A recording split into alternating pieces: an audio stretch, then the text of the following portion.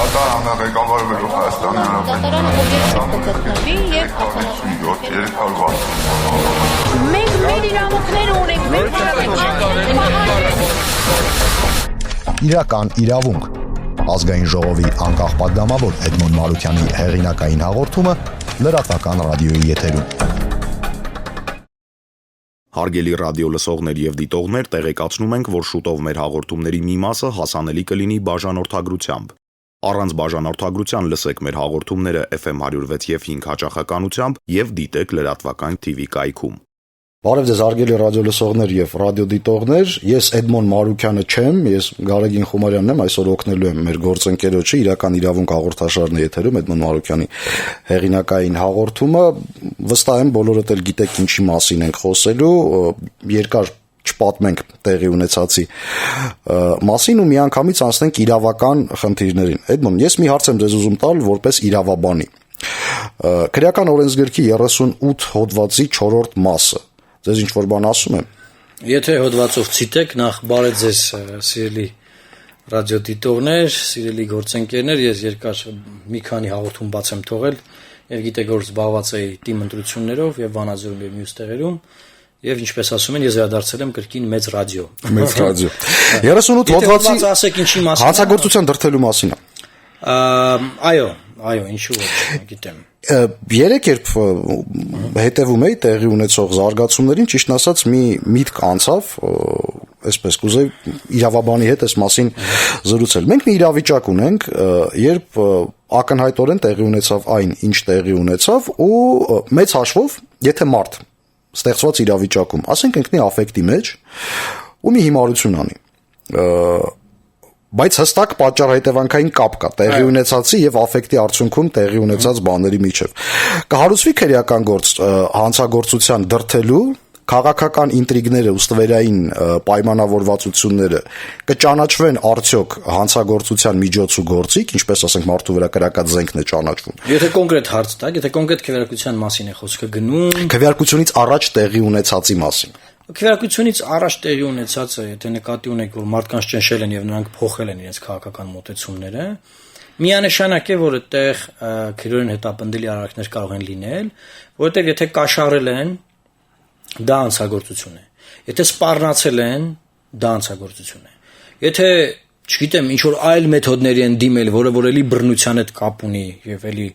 քրեական օրենքով արգելված արարքներ են, էլի հանցագործություն է, որովհետև տեսեք ինչ է նշանակում 18 մարդ Վանաձորցի ստորագրում է մի փաստաթղթի տակ, ասում է մենք այս հուշագիրն ընդունում ենք եւ պարտավորվում ենք քվեարկել X-ի օգտին եւ հետո գնում է քվեարկում է Y-ի օգտին, որովհետև այդ մարդիկ ազատ կամքի արտահայտությամբ են այս ստորագրությունը դրել եւ կարող էին ասել գիտեք ինչ կա, մենք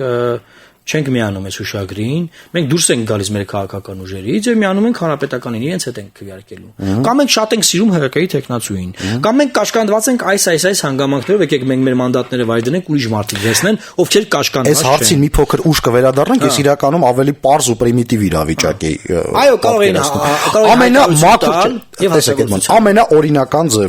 ամենաօրինական ձևով ձեր հակառակորդները էփել են այն 4 հոգուն, ով որ պետք է դանի համոզել են, չգիտեմ, ես չեմ կարծում օրինական դիցուկ, այսպես, ու իրենք քվեարկել են այնպես, ինչպես քվեարկել են։ Արդյունքում դուք ընկնում եք աֆեկտի մեջ, հանում եք ձեր կողմնակիցներին փողոցներ ու սահմանադրական կարգի դեմ ուղղված հանցագործությունները կան։ Մեզ կդատեն անպայման։ Ճիշտ է։ Իսկ արդյոք այն մարդկանց, ովքեր այս ամեն ինչը սարքել են ստվերային պայմանավորվածությունները, գոնե հանցագործության դրդելու փաստով քրեական գործ կլինի։ Բնականաբար ոչ, որովհետև նրանք դա արել են իշխանության համար, իշխանության հետ միասին, եւ եթե նրանք չունենային երաշխիքներ դա անելու համար, այսինքն պաշտպանություն, անձնական անվտանգություն,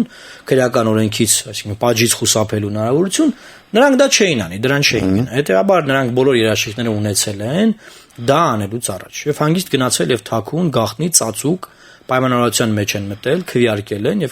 են հոգուտ իշխանության տեխնացուից։ Եվ սա այն դեպքում, երբ որ հուշագրի էին միացել եւ պաշտպանելու էին այլ տեխնացու։ Եվս մի զուտ իրավական հարց, հոդված 301 քրեական օրենսգիր, սահմանադրական կարգը բռնի տապալելուն ուղված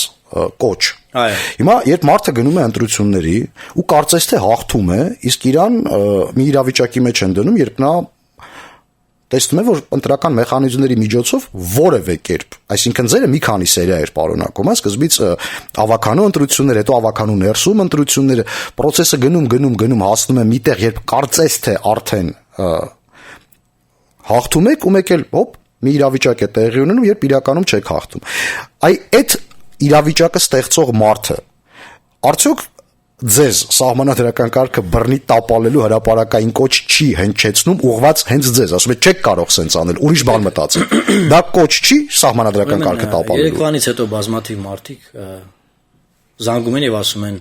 տեսեք որ ասում եք այն ճանապարհը, որը բռնության ճանապարհն է, նույն Սասնա ծռերի գործողությունների հետ կապված, դա ճիշտ ճանապարհ չէ։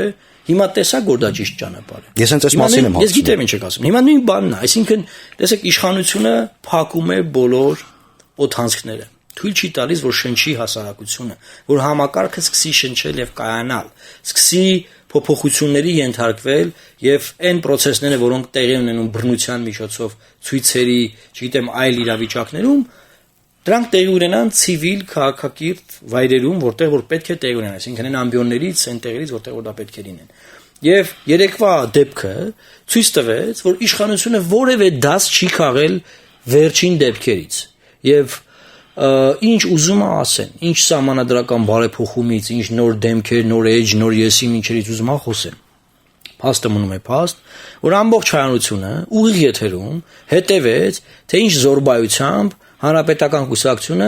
ընտրեց իր քաղաքապետին։ Եթե կարելի է դրան կոչել ընտրություն, էլի ընտրեց։ Վերացականանալով քաղաքական բնույթի գնահատականներից վերադառնալով իրավունքի դաշտ, այն ինչը որ մենք բոլորս տեսանք ուղիղ եթերում, ինքը այնուամենայնիվ 301 հոդվածի տարեր չի պարունակում։ Ես չէի Ոչ ուղղակիորեն։ Ես չէի ասի, որովհետև կոնկրետ գործողություններ կամ գործողությունների կոչ, որը ուղղված է սահմանադրական կարգի տապալմանը, չկար ու չէր կարող լինել, որովհետև ոչ մենք ենք այդ գծի մեջ։ Չէ, ինքը իրավիճակն է կոչ։ Իրավիճակը քրեական իրավունքով մենք չենք կարող ասել, որ դա կոչ է կամ դրդում է նման գործողությունների, որովհետև սա այն նույն իրավիճակն է, որ երբ որ դիմացինը տորենք է խախտում կամ ինչ որ հակաօրինական մեթոդներ է կիրառում, դու ես սկսում կիրառել եւ մտնում ես իր դաշտ, որը որ ողջունելի չի, որը որ լավ չի։ Պարտադրված դեպքեր կարող են լինել, որ ստիպված անես, բայց հիմնականում չպետք է մտնել այդ դաշտ եւ պետք է դու փորձես մնաս այնտեղ որտեղ որ կաս եւ այն դաշտում որտեղ որ դու ուժեղ ես այդ դաշտում ջախջախես քո հակառակորդին, քո մրցակցին։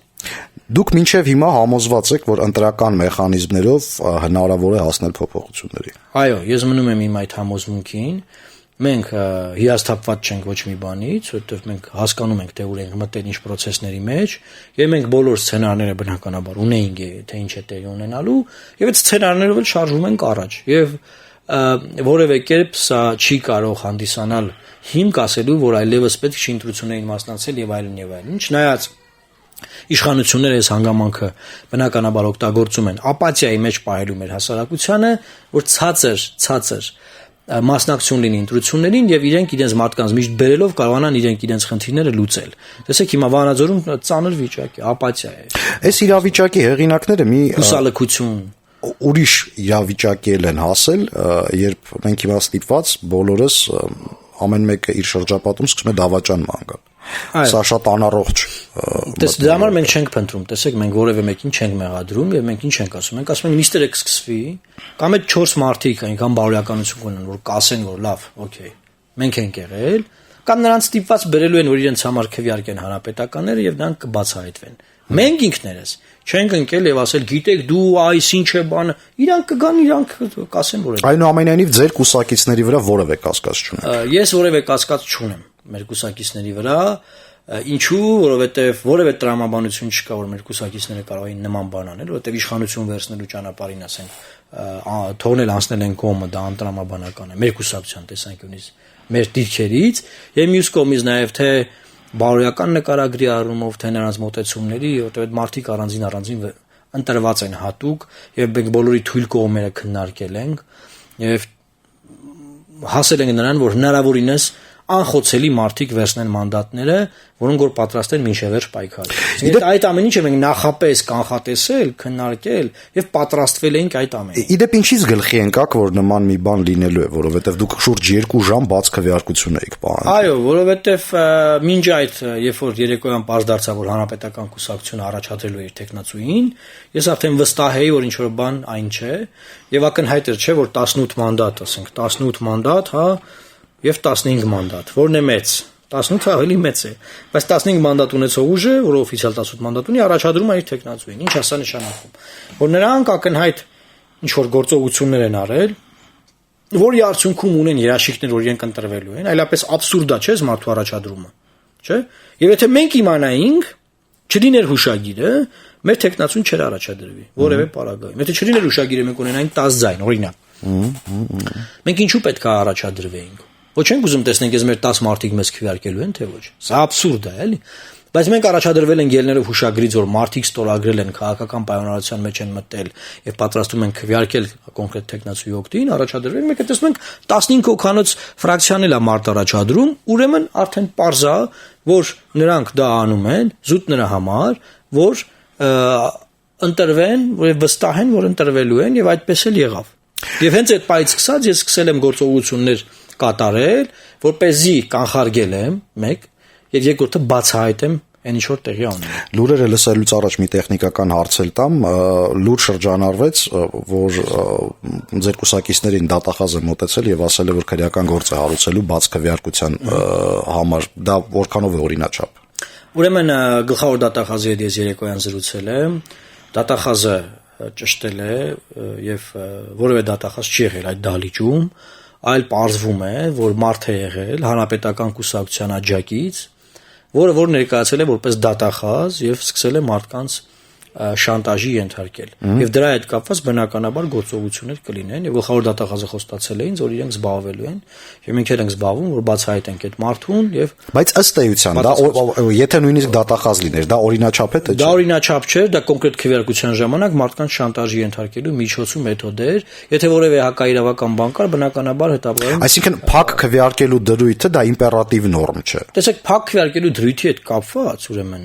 իմ կարծիքով, եթե մարդը իր կամքով դա հրապարակում է, որևէ քրեոն հետապնդելի բան չկա այդտեղ, իր կամքով։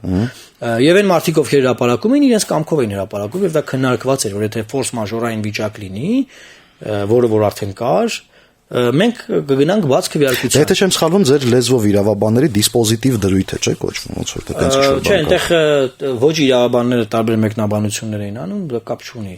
ոչ թե դիսպոզիտիվ դրույթ, նման բան չկա, այսինքն ուզում էին ասել կա հոդվածը ունի հիպոթեզ, դիսպոզիցիա եւ սանկցիա։ Որ դիսպոզիցիան,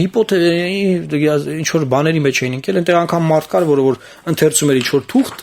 որտեղ ցիտելով քրեական ինչ որ հոդված, ասում էր, որ հերախոսները իրավունք չունեք ձեզ հետ տանել։ Եվ ուզում էին մարդկանց արդեն խուզարկեն, բան շմոն անեն այսպես կոչված, հա, որ տեսնեն ով է հերախոսով, ով չի հերախոսով։ Մի խոսքով սա կարճ կարելի է ձևակերպել խայտառակություն, եւ ելի եմ կրկնում, եթե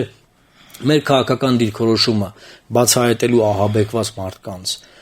եւ ահաբեկումը կանխարգելելու քրեորեն հետապնդելի է բաց քրեակության հետ կապված, թող քրեական գործառույթեն մեզ դատեն։ Մենք դրան պատրաստ էինք հանուն վանաձորցիների քվեարկությունը պաշտպանելու։